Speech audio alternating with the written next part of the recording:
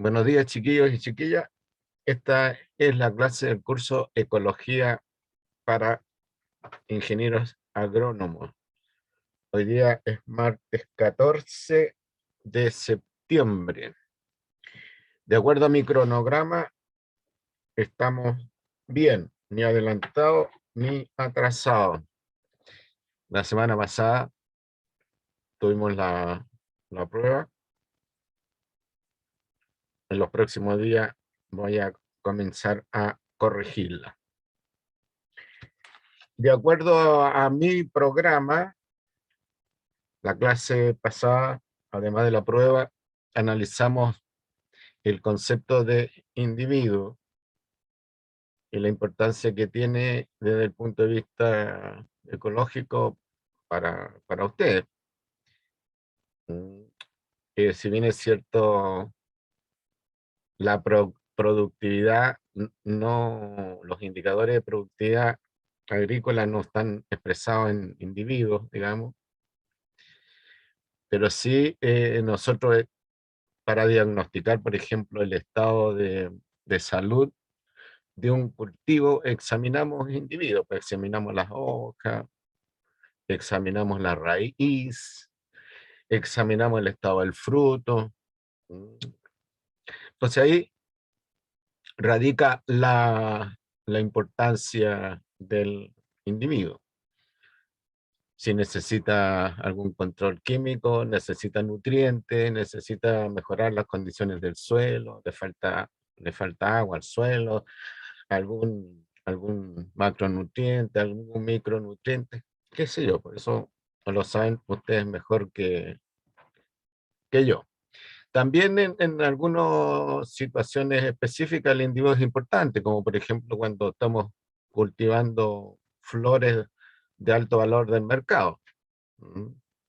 Si bien es cierto ahí el cultivo de flores, generalmente en invernadero, pero ahí lo que interesa es la calidad del individuo. Ahí no se vende al público consumidor el lote de individuos, se vende un ramito de, de, de individuos ahí, ¿no? 3, 4, 6 individuos, qué sé yo. Eh, las flores, como por ejemplo las orquídeas cultivadas, adquieren un valor bastante oneroso en el mercado. Por lo tanto, cada uno de los individuos de orquídea necesita un tratamiento directo, no se puede apuntar al lote ahí. También en los laboratorios de investigación, cuando se trata de la mejora genética, se van revisando las características peculiares, distintas, que se van logrando mediante la ingeniería genética. Pero ahora vamos a introducirnos en un concepto más obvio para ustedes, que es el concepto de población. O sea, nosotros podemos mirar un cultivo como un conjunto de individuos, ¿no? Podemos fijar la atención en los individuos, pero también podemos fijar la atención ahora no solo en cada individuo, sino que en el conjunto, como como una sola unidad. Así que ahora voy a proceder a compartir pantalla para iniciar la clase de hoy día. Si ustedes tienen alguna pregunta, alguna consulta, me interrumpen. Si estoy hablando, les voy a decir que esperen un ratito mientras concreto la idea y cedo la palabra. Bueno,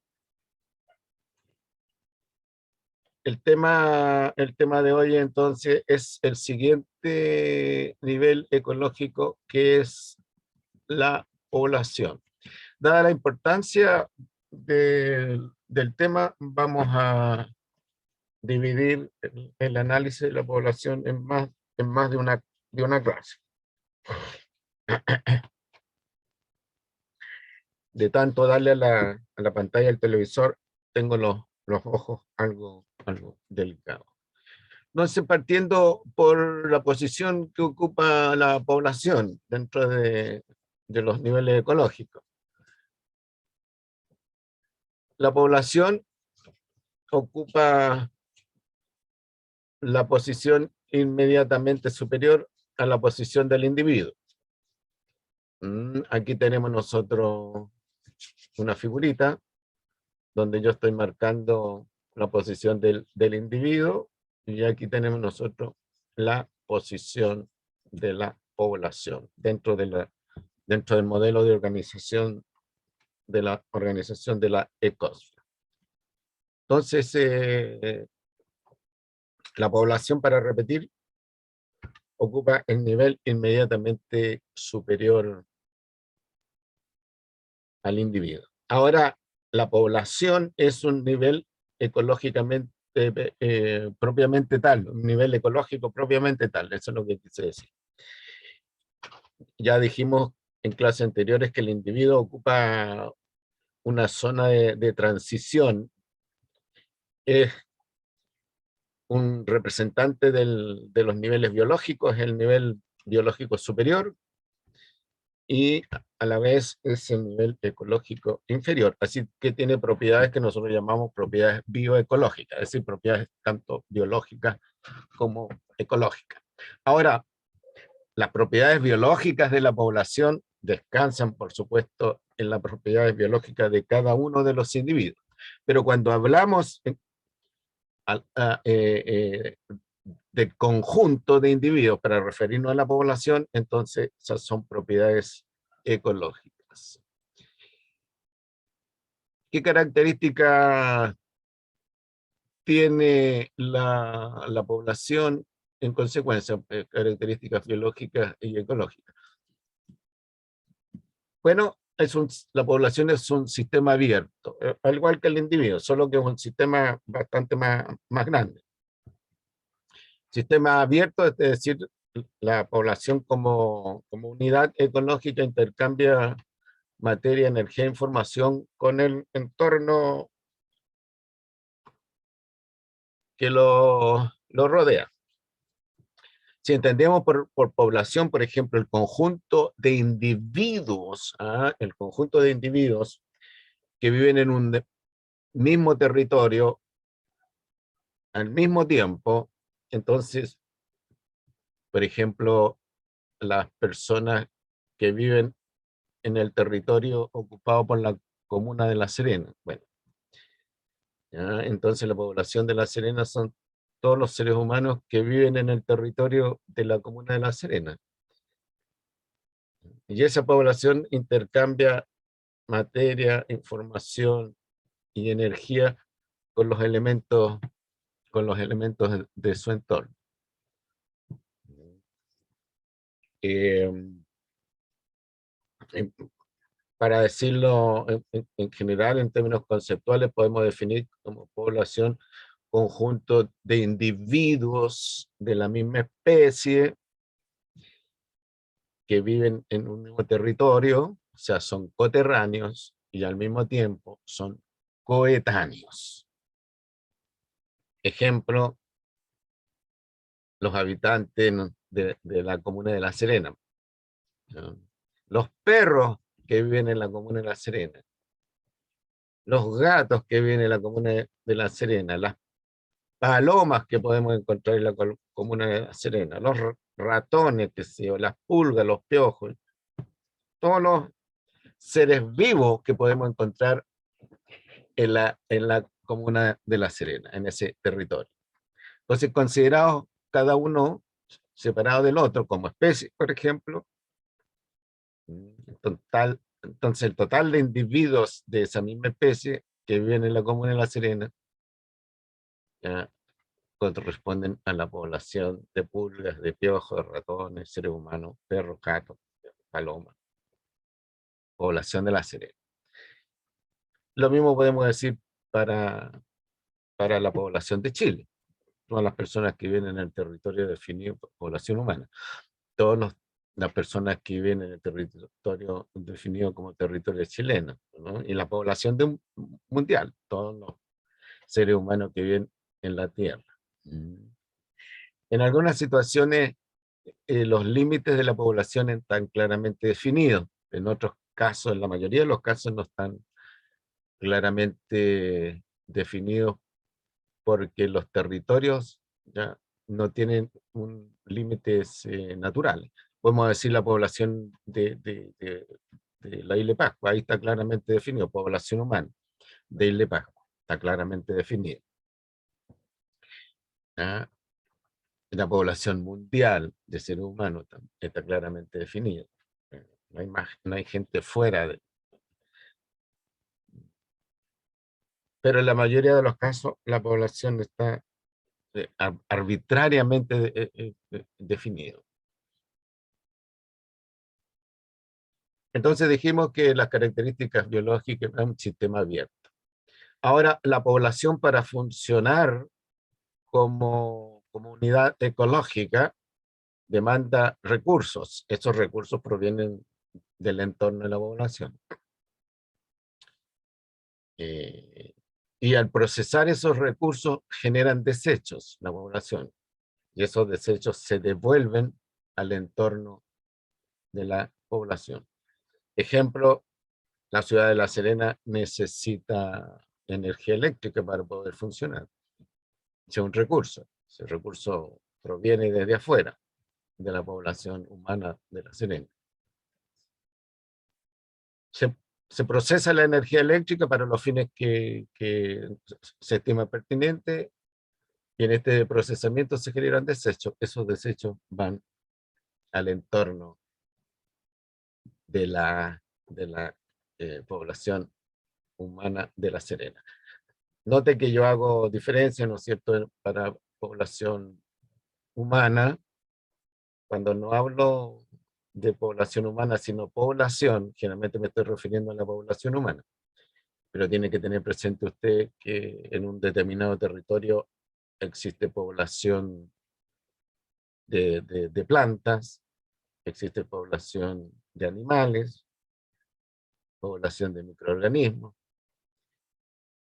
Entonces, en un mismo territorio conviven varias especies cuyos individuos mirados en conjunto constituyen población. Ahora, las poblaciones son también recursos para otras especies miembros de este territorio. Por ejemplo, nosotros somos recursos para piojos, pulgas,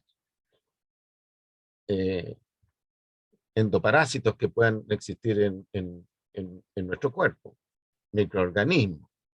Nosotros somos recursos.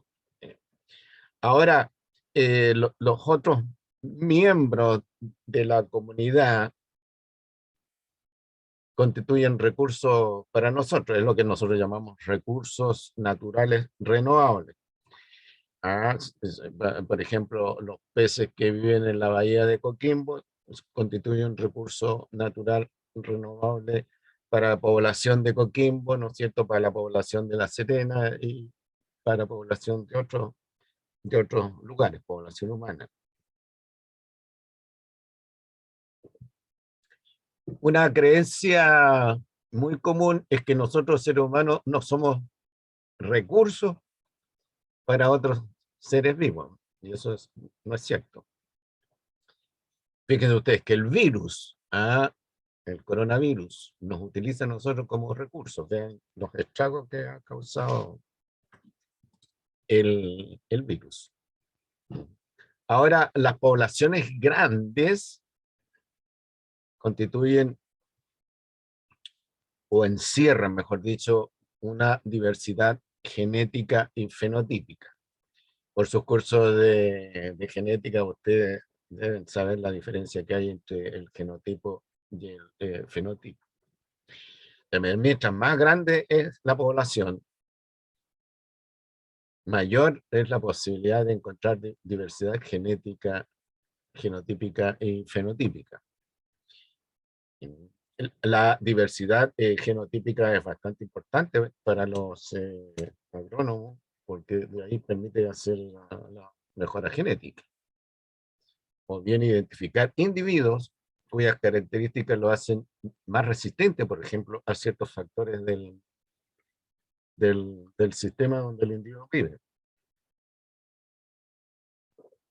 Entonces, individuos que son resistentes a la sequía dentro de una población grande de individuos, ¿no es cierto?, que no son necesariamente todos resistentes a la sequía. Bueno, al agrónomo seleccionará a aquellos individuos que tienen esa característica, de ahí a través de mejora genética producirá una variedad resistente a la sequía, resistente a la salinidad,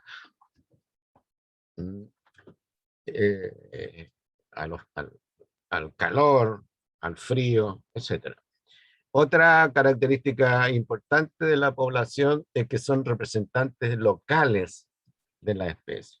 O sea, en un determinado territorio existe hay individuos de la especie A, ya esos individuos entonces son representantes locales. Para ustedes, estos que son representantes locales de la especie, no tiene mucha importancia, pero sí para los ingenieros civiles ambientales, por ejemplo, pues si vamos a instalar en un determinado proyecto, si vamos a instalar en un determinado territorio, un determinado proyecto, y en ese territorio existen, existen algunos individuos de una especie que está protegida, bueno, el proyecto tiene que tomar en consideración la presencia de esos individuos que son representantes de una especie protegida por la ley chilena. Las interacciones, ¿no es cierto? Las poblaciones también tienen interacciones ecológicas en esto de intercambio de materia, energía, información. Las interacciones que ocurren dentro de la población por ocurrir entre individuos de la misma especie, entonces se conocen con el nombre de interacciones intraespecíficas. Si son interacciones entre individuos de especies distintas, entonces ahí se habla de interacciones interespecíficas. Bueno, como estamos hablando de interacciones de poblaciones, entonces aquí interesan las interacciones intraespecíficas. Básicamente las interacciones intraespecíficas importantes son tres. ¿Ya? La competencia que se realiza entre individuos, en este caso de la misma especie, por un recurso que esté escaso. Por ejemplo, sabemos nosotros que las plantas compiten por luz. Individuos de un mismo cultivo compiten por luz. Y por lo tanto, a veces se hace necesario ralear, le llaman el cultivo. Sabemos que los individuos de una misma especie compiten por agua. Sabemos que los individuos de una misma especie compiten por nutrientes. Si esas especies son polinizadas por insectos, los individuos, ¿no es cierto?, compiten por los insectos en su proceso de polinización. Esa es la competencia. Pero también hay una interacción que no necesariamente es competencia, pero sí es una interacción negativa, que es el antagonismo. O sea, individuos de una misma especie pueden ser antagónicos. Se dan mucho más en los animales que en las plantas. Y otra interacción importante intraespecífica es la cooperación que hay entre individuos. O sea, dos o tres individuos pueden colaborar, ¿no es cierto?, en un beneficio propio. La reproducción sexual es un tema interesante porque es una interacción ecológica intraespecífica. En algunos casos es competitiva, es decir, un macho por varias hembras y las hembras entonces compiten por la atención del macho. O bien muchos machos y pocas hembras y los machos compiten entre ellos por el acceso a las hembras. Otra característica ecológica importante, y esto viene de la teoría de sistemas, es que producto de las interacciones ecológicas entre los componentes de la población, aparecen propiedades que le llaman propiedades de grupo o propiedades sinérgicas. El principio detrás de esto es que en un sistema cuyos elementos interactúan, 1 más 1 es más que 2. Ese es el principio. ¿Dónde está la diferencia entre 1 más 1 igual 2 y 1 más 1 más que 2? En la interacción. En la interacción.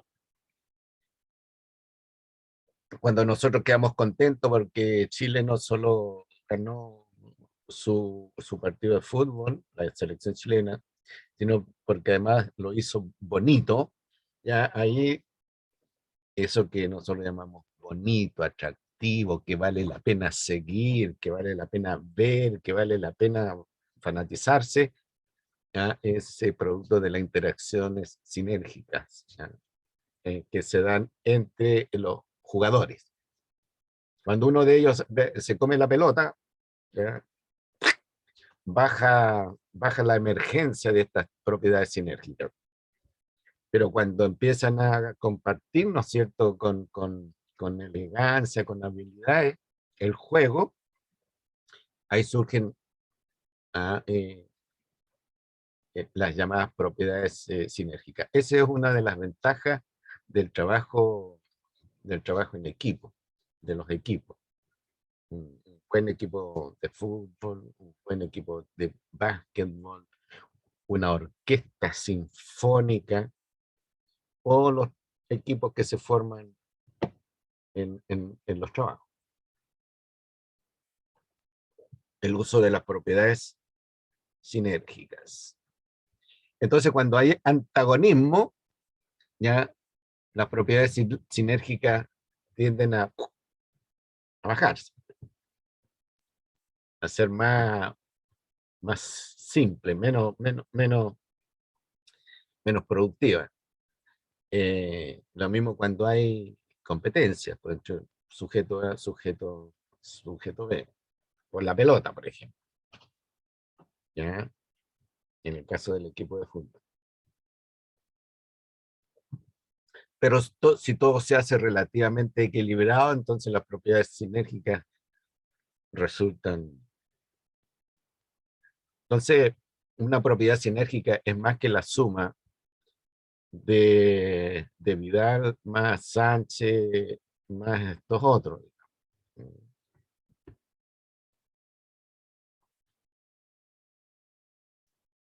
Ahora bien, las poblaciones se describen, se caracterizan en función de ciertos indicadores que se llaman parámetros demográficos. Por ejemplo, cuando el país hace un censo nacional, ahí se miden estos parámetros demográficos. Cuando se hace el censo agrícola, por ejemplo, ahí se miden parámetros demográficos asociados a la actividad agrícola. Ahora podemos separar estos parámetros demográficos o indicadores del estado de la población en aquellos que describen la población en un tiempo determinado, como el censo de la población chilena, el censo agrícola, o bien son indicadores que nos permiten predecir lo que le va a pasar a la población dentro de 10, 15, 20 años más en el futuro. Esas son las propiedades predictivas, ¿ya?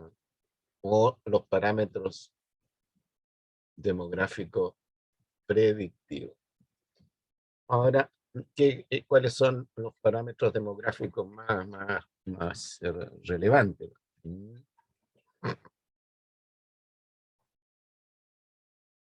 La demografía, dicho sea de paso, sobre todo la demografía humana, es una ciencia semi-técnica, entre ciencia y técnica, cuyo objeto de estudio, objeto de análisis, es la población humana.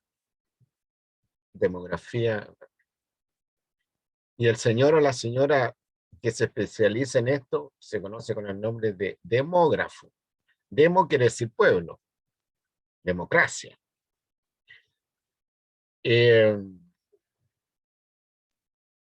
Generalmente los sociólogos, los economistas, los, los historiadores, los antropólogos como especialidad tienen esta disciplina, la demografía.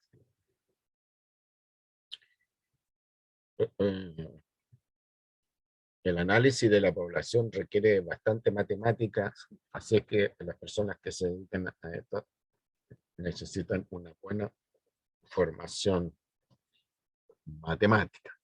Y ahora, con el tema de la computación, bueno, necesitan un buen entrenamiento en computación.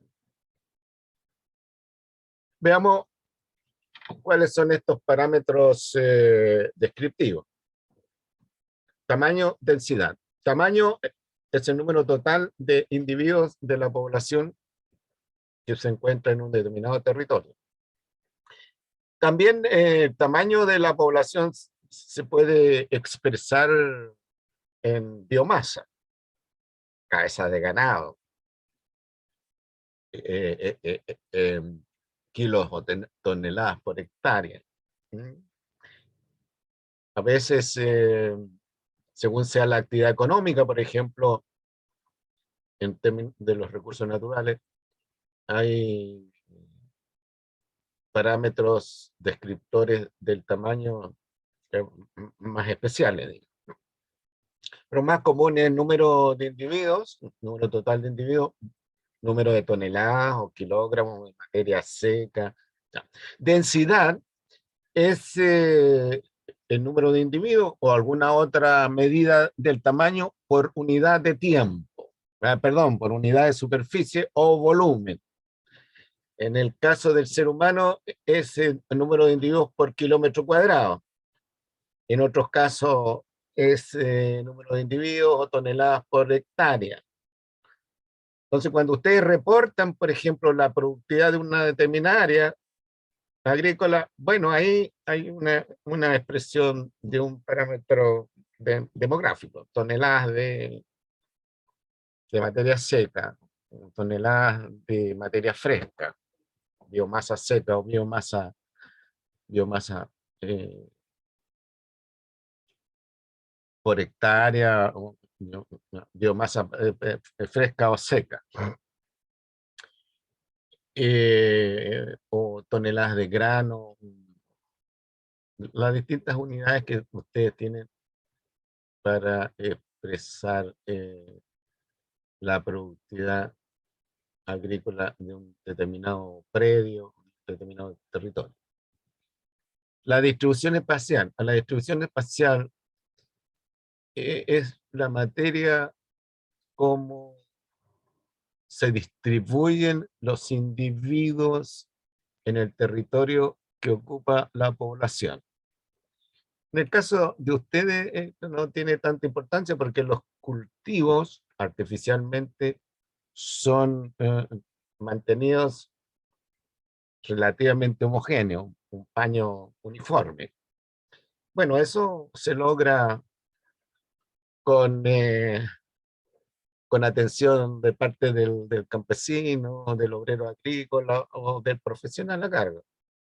Pero ustedes comprenderán que los nutrientes no se distribuyen homogéneamente, de manera natural. Las enfermedades, ¿no es cierto? Las plagas no se distribuyen homogéneamente. El agua ya no se distribuye homogéneamente de manera natural.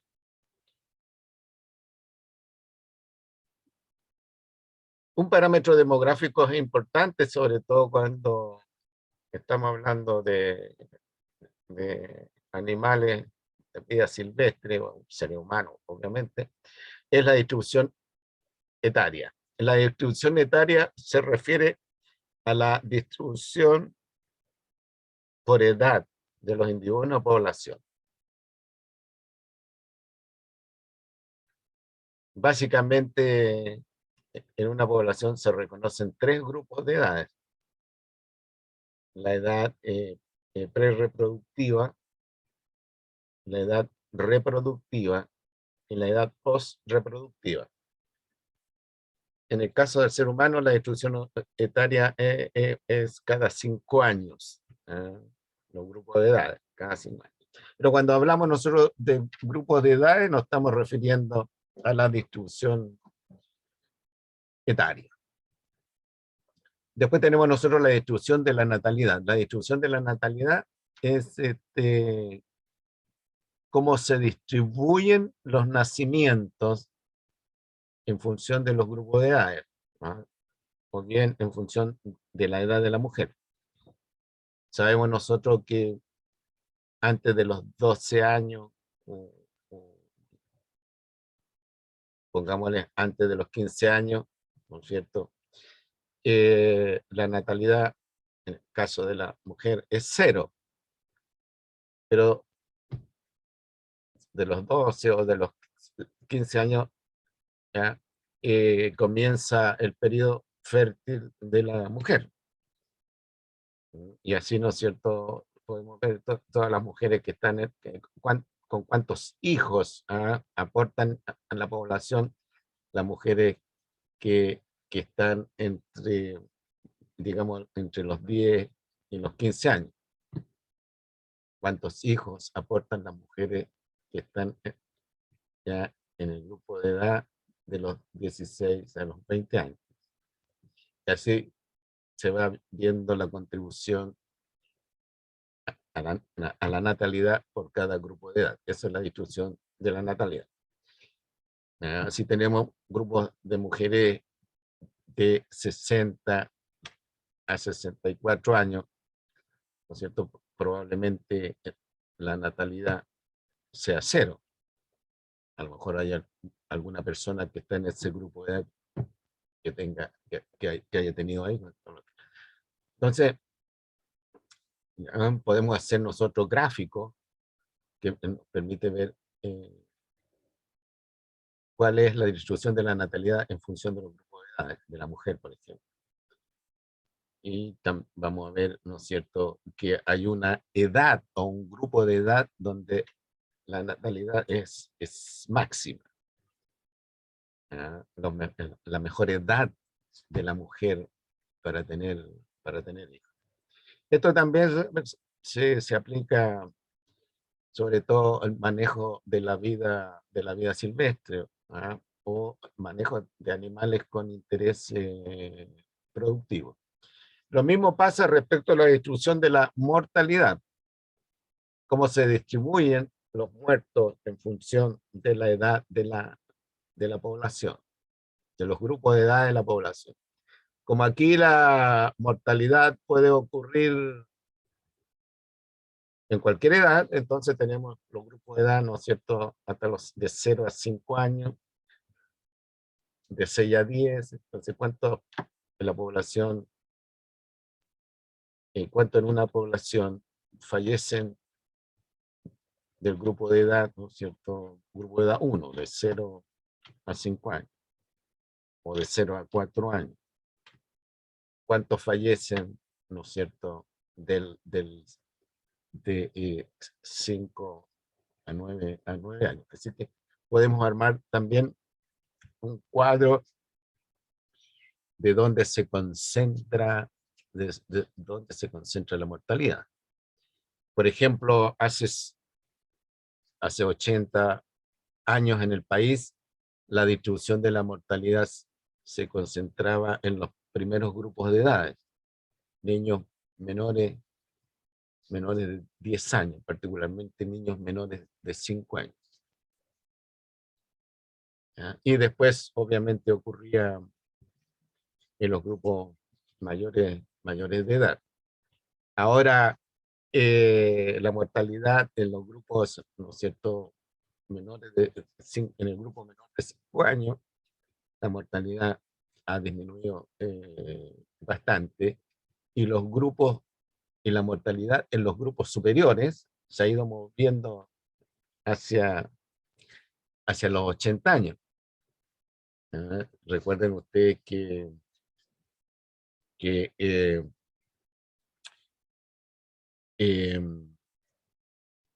la esperanza de vida al nacer del chileno se ha ido desplazando hacia los 90 años.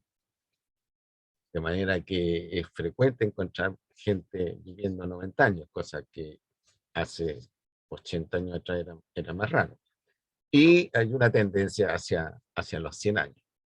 Esto se conoce con el nombre de esperanza de vida al nacer. Esperanza de vida al nacer. Esperanza de vida al nacer quiere decir el número de años de vida, repito, número de años de vida que se espera viva un recién nacido normal. ¿Qué se quiere entender por recién nacido normal? Que no es una persona que haya nacido que venga con problemas de formación, por ejemplo, y apenas nace, muere. Y es esperanza de vida, es decir, de nuevo repito, es el número de años de vida, se espera viva un recién nacido normal.